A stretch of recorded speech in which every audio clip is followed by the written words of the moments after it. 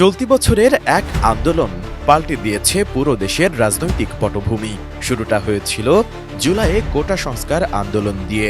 সাধারণ শিক্ষার্থীরা সরকারি চাকরিতে কোটা পদ্ধতি সংস্কারের দাবিতে আন্দোলন চালিয়ে গেলে শেখ হাসিনার নির্দেশে তাদের উপর গুলি চালায় সরকারি দল, ছাত্রলীগ ও পুলিশ বাহিনী।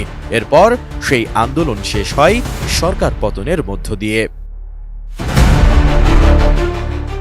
শেখ হাসিনার পতনের পর দেশের দায়িত্ব নেয় অন্তর্বর্তীকালীন সরকার।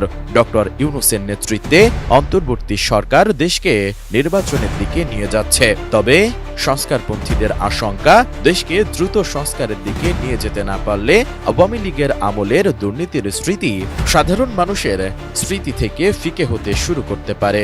তাছাড়া অন্তর্বর্তী সরকার অচল হয়ে পড়লে শেখ হাসিনার প্রত্যাবর্তনের সুযোগও বাড়বে বলে একমত অনেকে।